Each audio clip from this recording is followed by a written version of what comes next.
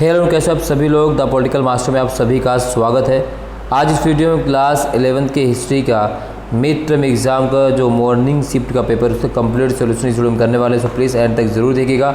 इस वीडियो में एमसीक्यू के साथ साथ हमने प्रश्न उत्तर को भी हल किया है, तो ये वीडियो बहुत ही इंपॉर्टेंट है। और साथ साथ मैं आप सभी को बताते चलूँ कि हमारे इंपॉर्टेंट क्वेश्चन की सीरीज से सारे क्वेश्चन आए और आप वीडियो देख सकते हैं, और इसका लिंक जो है इसके वीडियो के डिस्क्रिप्शन में दिया गया है। सभी क्वेश्चन हमारे इंपॉर्टेंट क्वेश्चन की सीरीज है, तो इस वीडियो को एंड तक ज़रूर देखें, क्योंकि इस क्वेश्चन में से ऐसे बहुत सारे क्वेश्चन जो आपके फाइनल एग्जाम में आने वाले हैं डिक्टो। ठीक है, तो चलिए इस वीडियो को शुरू करते हैं। सबसे पहला क्वेश्चन पूछा गया है, चित्र को ध्यान से देखिए और नीचे दिए गए प्रश्न का उत्तर दीजिए। तो ये क्या है? तो भाई ये सिंपल तरीके से क्या है, कानूनी दस्तावेज। मेसोपोटामिया की सभ्यता जानी जाती है, उपयुक्त सभी के लिए डी। मेसोपोटामिया के लोग तांबे का आयात साइप्रस के एक द्वीप से करते थे जिसका नाम था अलीसिया, यानी इसका जो सही उत्तर वो है सी। पहले रोमन सम्राट अगस्टस को प्रमुख नागरिक कहा जाता था, जिसका लैटिन शब्द है, इसका नाम है प्रिंसिपेट। क्या नाम है? प्रिंसिपेट। कैम्पेनिया, सिसिली, गैलीली, स्पेन। तो सबसे पहले अगर हम बात करें तो कैम्पेनिया क्या है? तो बढ़िया किस्म की अंगूरी शराब, इटली। ठीक है, सिसिली से गेहूं आता था, ये भी इटली में है। ठीक है, तो इस तरह से इसका जो सही उत्तर हुआ है बी। मेसोपोटामिया में लगभग 2600 ईसा पूर्व के आसपास वर्ण किलाकार हो गए और भाषा सुमेरियन थी। अब लेखन का इस्तेमाल सिर्फ हिसाब किताब रखने के लिए होता था।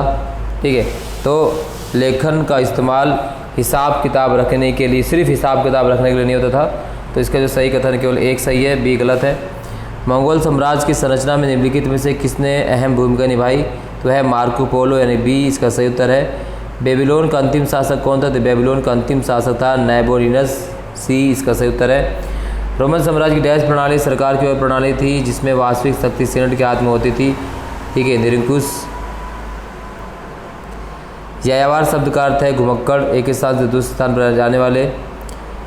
स्टेपी निवासियों ने आमतौर पर अपना कोई साहित्य नहीं रचा, दोनों कथन जो है सत्य हैं। कृषिदास, पेरिस, गॉल, फ्रैंक। तो कृषिदास की अगर हम बात करें, ठीक है, जो कृषिदास है वो उन्हें क्या कहा जाता था? तो कृषिदास को सर्प कहा जाता था, यानी ए का बी।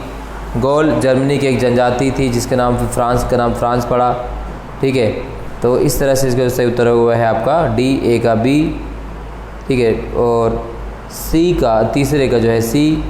ठीक, और इसी प्रकार अगर हम बात करें पेरिस, पादरी की देखरेख में आने वाला क्षेत्र, फ्रैंक।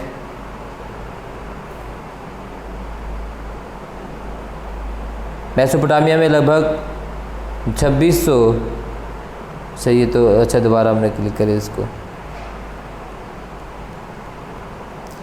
अगला है सेंट अगस्टाइन, उत्तरी अफ्रीका शहर के बिशप थे। तो सेंट अगस्टीन उत्तरी अफ्रीका के शहर के बिशप थे, तो हिप्पो शहर के बिशप थे।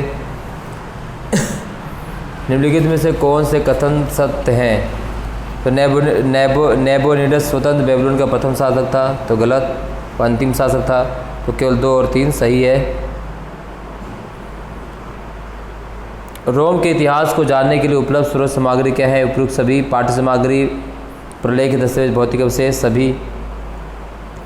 13वीं सदी में गाई जाने वाली फ्रांसीसी कविता डून दे मायांस निम्न में से किसके साहस की याद दिलाती है? तो याद है नाइट वर्ग की। मेसोपोटामिया वासी शहरी जीवन का महत्व देते थे। गिलविस ने एनमरकर के कुछ समय बाद उरुक नगर पर शासन किया था, बिल्कुल दोनों सही है। बर्बर शब्द का अर्थ क्या है? तो बर्बर शब्द जो है गैर यूनानी लोगों से, 20 का सही उत्तर है। यूरोप में 14वीं सदी तक आते आते मठवाद के महत्व और उद्देश्य के बारे में कुछ शंकाएं व्यक्त होने लगी, बिल्कुल। और पादरियों की तरह भिक्षु और भिक्षुणियों भी विवाह नहीं कर सकती थी, बिल्कुल, दोनों कथन सही हैं।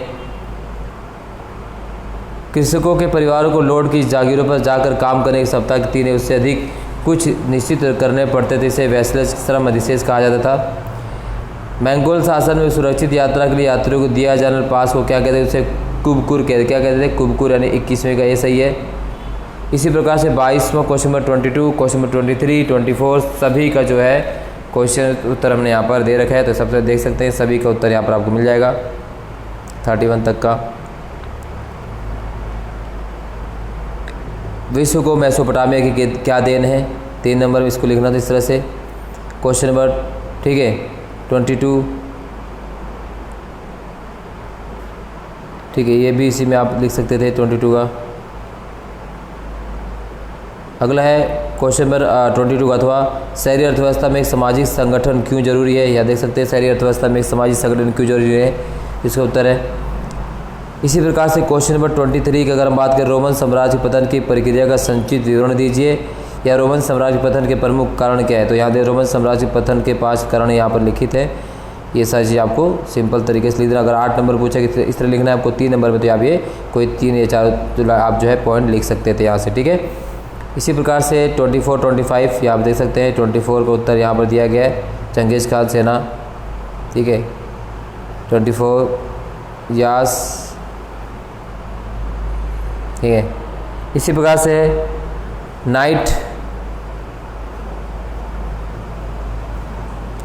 फ्रांस में कृषि संबंधी क्या समस्याएं थी। तो फ्रांस में कृषि संबंधी यहाँ दे सकते हैं, कृषि संबंधी समस्याएं यूरोप में क्या थी, यहाँ पर दे दी गई हैं।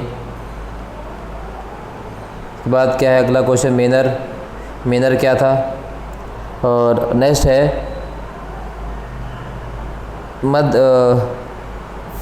अगला क्वेश्चन है माली नगर से जो क्वेश्चन पूछा गया है, ठीक है।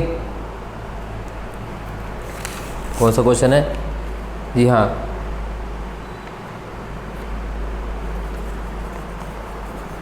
इस प्रकार से शहरी अर्थव्यवस्था के लिए कुशल परिवहन अर्थव्यवस्था की क्या भूमिका होती है। मेसोपोटामिया उदाहरण दे। मेसोपोटामिया में लेखन के लिए विकास कैसे हुआ। परावर्ती पुराकाल से क्या अभिप्राय है। इस अवधि में रोमन साम्राज्य में कौन कौन धार्मिकता पर आसानी से परिवर्तन हुए, ठीक है, सभी उत्तर यहाँ दिया हुआ है। रोम में परवर्ती पुराकाल में होने वाले आर्थिक विकास की जानकारी दीजिए, इसका क्या परिणाम निकला, ठीक। मध्यकालीन यूरोप के भिक्षुओं के जीवन तथा मठवाद का वर्णन कीजिए। तो भिक्षुओं का जीवन यहाँ पर दिया गया है, पूरा कंप्लीट उत्तर।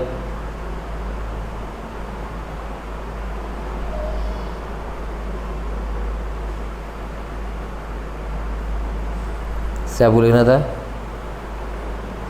11वीं शताब्दी में यूरोप में होने वाले नए प्रौद्योगिकी परिवर्तन में विवेचना की, जिसके क्या परिणाम निकले। 8 नंबर का कंप्लीट उत्तर यहाँ दे रखा है, अब देख सकते हैं।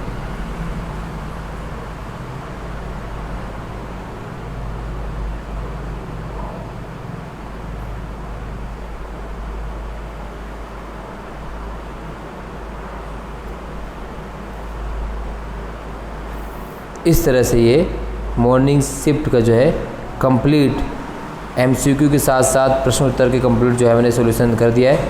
आई होप ये वीडियो आपको पसंद आई होगी। वीडियो पसंद है लाइक शेयर कमेंट जरूर कीजिएगा। चैनल पर नए हैं तो चैनल को जरूर सब्सक्राइब कर दीजिए। बहुत बहुत धन्यवाद। जय हिंद।